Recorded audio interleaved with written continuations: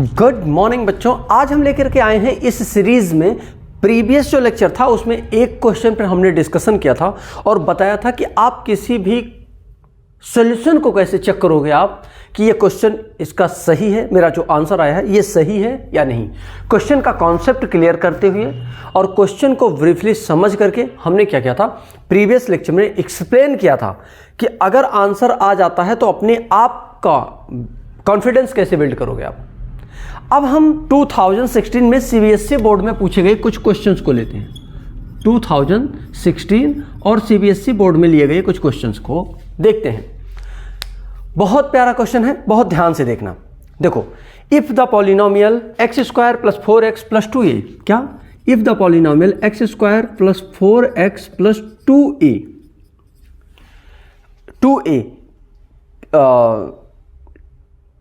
then find the value of a if the zeros of the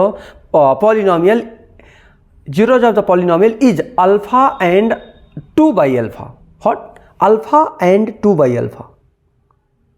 okay, एक root इसका क्या है, x की, मतलब एक वैल्यू आ रही है अल्फा और दूसरी वैल्यू x की आ रही है अल्फा बाई 2, नहीं 2 by alpha, sorry 2 by alpha. कह रहे हैं क्या कि a की वैल्यू फाइंड करो। क्या कह रहे हैं, a की वैल्यू फाइंड करो। अच्छा, इसके जो दो रूट हैं ये दोनों रूट इसको सेटिस्फाइड करेंगे या नहीं, जल्दी बोलो। इसके जो दो रूट्स दिए गए हैं ये दोनों रूट्स इसको सेटिस्फाइड करेंगे या नहीं। मतलब कि आपको क्या करना है, a की वैल्यू फाइंड आउट करना है अकॉर्डिंग टू क्वेश्चन। क्वेश्चन कह रहा है कि a की वैल्यू फाइंड आउट करो। सोच के देखो क्या पॉसिबिलिटी है भाई। सिंपल सी बात है कि a की वैल्यू 1 है, b की वैल्यू और c की वैल्यू 2a है। मान लो कि चलो इसी में से a की वैल्यू फाइंड आउट करनी है आपको। अच्छा, एक बात बताओ, इफ अगर हम इन दोनों को क्या करें, प्रोडक्ट फाइंड आउट करनी, क्या लिख दें, the product of roots, the product of roots c by a होता है, याद है ना। द प्रोडक्ट ऑफ रूट क्या होता है, c बाई a। a की वैल्यू 1 है, b की वैल्यू 4 है, c की वैल्यू 2a है, ठीक है ना। तो अगर हम इसकी बात करें तो c बाई a, c की वैल्यू 2a और अपान a की वैल्यू क्या है, 1 है। कंपेयर करके दिखा दूं क्या, देखो जब इसका आप ax square plus bx plus c से कंपेयर करोगे तो a की वैल्यू आपको मिलेगा 1, b की वैल्यू मिलेगा आपको 4 और c की वैल्यू मिलेगा 2a। क्लियर है। अब आ जाओ यहाँ, और प्रोडक्ट ऑफ रूट्स यानी कि अल्फा इंटू 2 बाई अल्फा। भाई एक रूट अल्फा है, दूसरा है 2 बाई अल्फा। अगर हम देखें तो अल्फा से अल्फा कैंसिल हो जाएगा, यानी कि मिलेगा 2 इक्वल टू 2a बाई 1 से कोई मतलब नहीं है, यहाँ मल्टीप्लाई करोगे 2 1 जा 1 ही रह जाएगा, 2 ही रहेगा, यानी कि 2 इक्वल टू आ जाएगा, आपको मिल जाएगा 2a। तो a इक्वल टू क्या मिल जाएगा, 1। और यही a की वैल्यू फाइंड आउट करना है, यानी कि जो हमारा नया इक्वेशन बनेगा वो x square plus 4x plus 2 into a means 1 यानी 0, यानी आ जाएगा x square plus 4x plus 2 1 जा 2 इक्वल टू 0। ये आएगा, ये क्वाड्रेटिक इक्वेशन होगा। लेकिन हमसे ये नहीं पूछा था, हमसे सिर्फ a की वैल्यू पूछा था। क्या बोला कि find the value of a। अब बता दो आप, 2016 सीबीएसई बोर्ड में पूछा गया। क्या ये बहुत टफ क्वेश्चन है, इसको लगाना हमको आना चाहिए। क्या आना चाहिए, लगाना आना चाहिए। टफ क्वेश्चन कभी एग्जाम में आते ही नहीं है। आप किसी भी एग्जाम के आते हो, UP board, CBSE board, Bihar board, Rajasthan board, Madhya Pradesh board, जो भी जिसमें भी जाना चाहो चले जाओ ना, महाराष्ट्र बोर्ड, किसी भी बोर्ड में सिंपल क्वेश्चंस पूछे जाते हैं।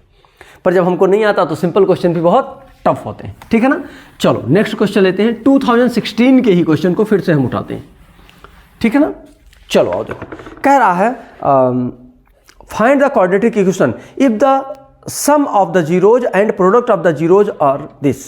ओके, अगर उनके प्रोडक्ट ऑफ द जीरोज यानी कि रूट, उनके रूट का सम, रूट का प्रोडक्ट दिया है 6 and 9, तो क्वाड्रेटिक इक्वेशन फाइंड करना है।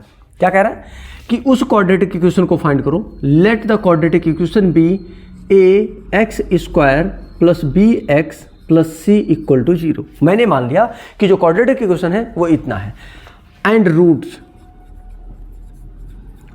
और इसके रूट्स भी मान लो अल्फा एंड बीटा है। According to question sum of the roots, क्या दिया है, सम ऑफ दी रूट्स। अगर सम ऑफ द रूट्स की बात करें यानी कि अल्फा प्लस बीटा की बात करें तो दे रखा है 6 एंड 9, ये दे रखा है 6, alpha plus beta equal to 6। ध्यान से देखना, alpha plus beta equal to 6। वहीं प्रोडक्ट ऑफ रूट्स भी दिया है, ठीक है ना। प्रोडक्ट ऑफ रूट्स यानी अल्फा इंटू बीटा, और अल्फा इंटू बीटा दे रखा है 9, यानी कि alpha into beta equal to 9। और कह रहे हैं कि फाइंड करिए क्या, क्वाड्रेटिक इक्वेशन। अच्छा, अल्फा प्लस बीटा मतलब सम ऑफ द रूट्स जो होता है alpha plus beta equal to होता क्या है, माइनस बी बाई ए होता है। और बी की वैल्यू मालूम नहीं है, ए की वैल्यू मालूम नहीं है, ऐसे छोड़ दो। लेकिन अल्फा प्लस बीटा की वैल्यू तो मालूम है ना 6, तो लिख दो आप 6 equal to minus b by a. आ जाओ फिर यहां देखते हैं, alpha into beta equal to c by a. Alpha into beta की वैल्यू है 9 equal to c by a. अच्छा ध्यान से देखो, अगर हम इसको लेके जाएं तो v की वैल्यू मिल जाएगी, अगर इसको लेके जाएं इधर तो c की वैल्यू मिल जाएगी। अगर हम बार बार b बाई ए की बात करें और इससे कंपेयर कर दें तो क्या आ रहा है, इन सिचुएशन में भी b की वैल्यू क्या आ रहा है, -6 आ रहा है। इसमें a की वैल्यू क्या आ रहा है, 1। यहां भी देखो c की वैल्यू क्या आ रहा है, 9, वहीं a की वैल्यू फिर से 1 आ रहा है, यानी फिक्स हो गया कि a की वैल्यू तो 1 है। क्या है, a की वैल्यू 1 है और b की वैल्यू -6 है, c की वैल्यू 9 है। यानी कि आप क्वाड्रेटिक इक्वेशन ये लिख सकते हो ax², a की वैल्यू 1 है, यानी कि हो जाएगा x² प्लस bx, b मतलब -6 और -6 इंटू एक्स प्लस c की वैल्यू क्या है 9 इक्वल टू 0। और इसको थोड़ा सा और मॉडिफाई करो, x² minus 6x plus 9 equal to 0। ये होगा आपका क्वाड्रेटिक इक्वेशन, यही आपको फाइंड आउट करना था। ये है आपका क्वाड्रेटिक इक्वेशन, यही आपको फाइंड आउट करना था। वैसे भी जे कैरियर फाउंडेशन में आपका वंस अगेन स्वागत है। अगर आपने अभी तक चैनल को सब्सक्राइब नहीं किया है जरूर कर दें, अपने फ्रेंड के साथ शेयर नहीं किया है जरूर कर दें, ठीक है ना। चलो ठीक है, तो wish you all the best from my side. मैं राघवेंद्र पांडे आपके उज्जवल भविष्य की कामना करता हूं। ध्यान रहे, ऐसा पढ़ना, ये मान के पढ़ना कि इसके बाद पढ़ने का कोई चांस नहीं है। क्या, ऐसा पढ़ना और ये मान करके पढ़ना कि इसके बाद पढ़ने का कोई चांस नहीं है, तब तो आपके पास ग्रोथ की पॉसिबिलिटी ज़्यादा है।